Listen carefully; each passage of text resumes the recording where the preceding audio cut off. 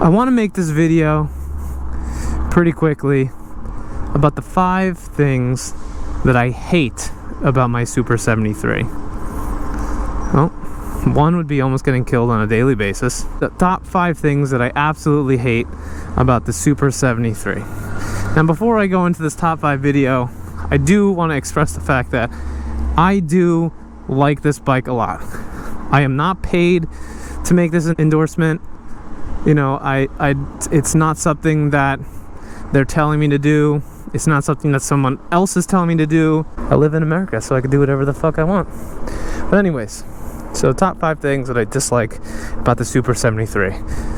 This is in no particular order, but the first one is going to be my biggest gripe, that's for sure, because it's hurting me right now, and that is the stock seat. The stock seat that comes on every single model is god fucking awful. And I mean that in the best way. And I said that in one of my other videos. But this seat, the old school taco seat, is fucking abysmal. It's bad. It hits the inside of your legs, and I don't have thick legs. I mean, look, I got twigs for legs. But it still hits. The Z1, for those of you that are wondering, the Z1 has a much thinner seat. It's about 5 times as hard. And I mean that in all honesty. It's fucking harder than this seat. Again, that's probably one of the reasons why this bike is not that great for long distance riding. The number 2 thing that really is terrible about this bike is ride quality. If you just so happen to be lucky enough to live in some, made up town in America that doesn't have any potholes on the road or any cracks or divots, then this bike will be perfect for you. Oh, Jesus titties. Oh my God. Mini heart attack there for a second.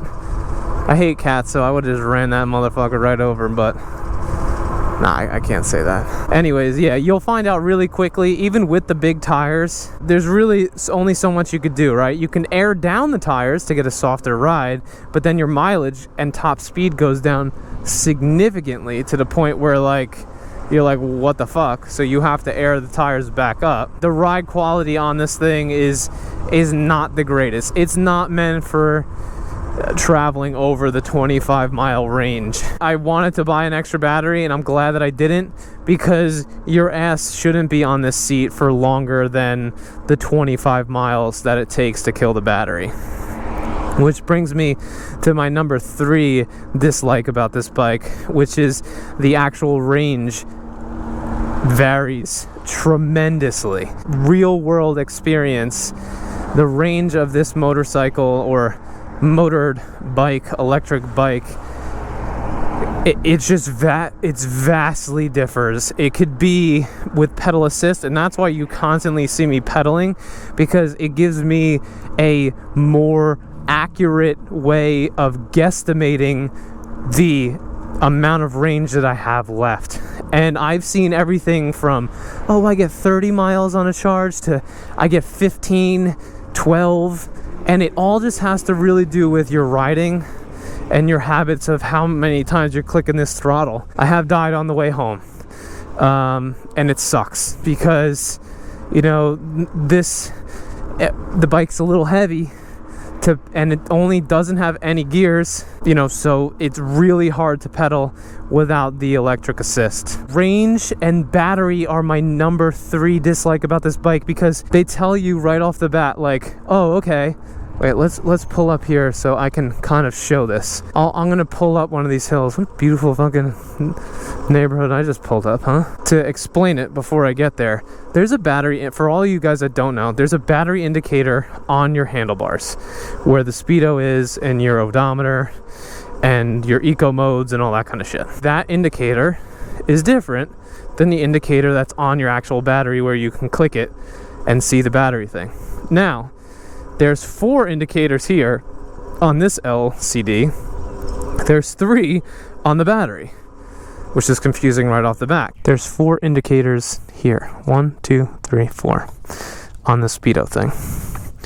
There is 1, 2, 3, 4 indicators on this little battery light thing, but when you click it, one turns red, which essentially just means that it's on, and then the other 3 show you your power indication.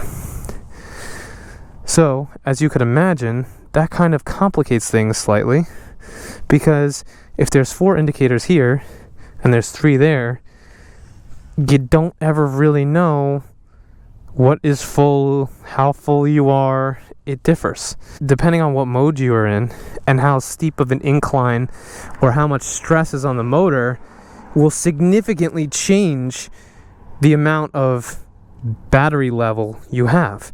So one day I was cruising along, and this is when I actually, killed the battery, because I was on full charge 1 minute, and then I started going up a hill, and low eco was not enough to get me up the hill. So I switched it into medium without paying attention to the meter, and then I looked back down and I had gone from a full meter to 1 bar.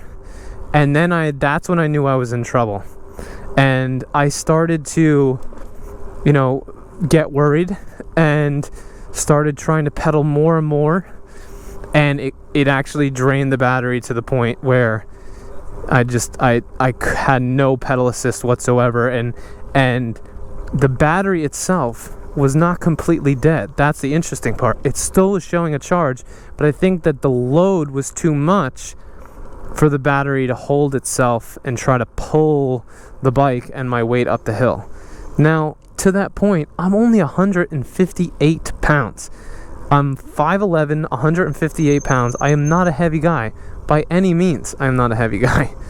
But this bike, after about 15 miles, 12 to 15 miles of riding, couldn't pull me up a steep hill. That might not be a big deal to you guys that don't live on hills, but as you could probably tell, right now, I'm full throttle and it's not going anywhere.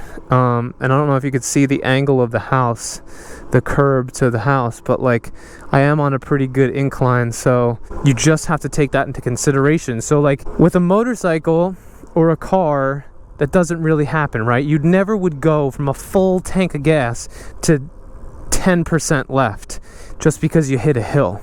But with an electric engine, it's totally different, because it's like your phone battery, supposedly, right? Your phone battery, if you're using it constantly, will kind of judge your current your current output and guesstimate the battery percentage that you have left. But with this bike, it does the same thing, where you'll be using your battery constantly going up a hill, and it fluctuates the indicator to all of a sudden show you, guess what, if you continue at this pace, you're only going 5 more miles and you're dead.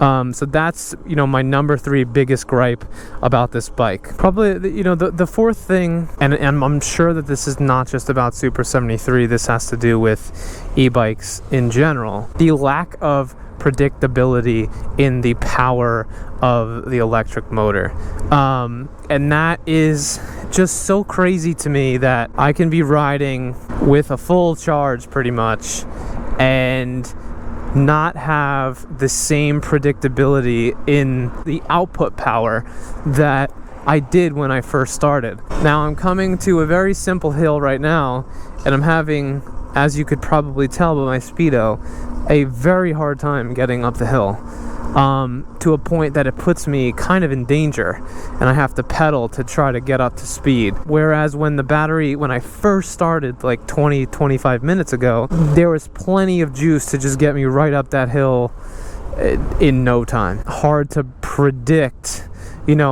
how this bike is going to perform in any situation, how quickly the power diminishes when you start riding around in any mode other than eco pedal assist.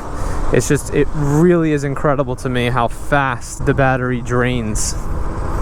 But I'm assuming that that's not just a Super 73 thing. I'm pretty sure after watching some of the Onyx motorbike videos, that's a typical thing that happens with electric bikes is, as the battery depletes itself, you don't have that predictability of power. You're not going to experience the same torque that you did when the bike just fresh off the juice, fresh off the charger, you know, when you first started riding. So that's just something that for a new rider, it's very, very important for you to know and expect to happen, is that the torque is going to go down significantly as you ride this thing. The fifth thing has to do directly with Super 73. That is the fact that there's no gears. And as you can see right now, I'm struggling to get up this fucking hill. It doesn't have gears. And I know that that seems like a ridiculous thing to, you know, be upset about. But when you don't have gears, if you ever try to ride a fat tire bicycle that doesn't have gears in a really bad seating position, that doesn't allow you to get a full stroke down or up, you'll quickly realize what I mean. Having the ability to switch gears, even in the poor seating position, would help significantly. Getting this thing going, getting the momentum of this bike is just, it's hard. I'm struggling right now. I gotta put it in eco mode or else there's no way I would be able to do it. You know, you might say, oh, well, just put it in eco and you'll be fine.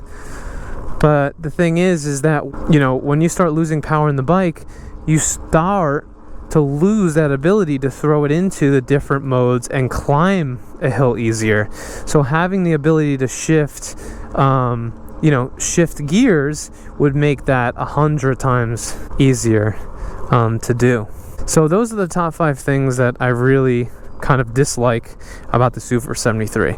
I don't dislike it in general. I actually like it overall. I think it's a great toy and a great fun bike to have to ride around. That being said, if they change those 5 things that I just mentioned, the seat, the tire suspension, the battery not indicating anything remotely close to what it should be indicating, you know, it just seems like a fucking really simple thing. The fact that it has no gears and the fact that the power is not predictable or unpredictable, then, you know, this thing would be great. And it is still great to hoon around on. It's a lot of fun. You know, I highly suggest you getting one. It just would be, it's not perfect. Nothing's perfect, obviously. But if you like this video, don't forget to like it. If you're a new viewer, don't forget to subscribe. Peace out, bitches.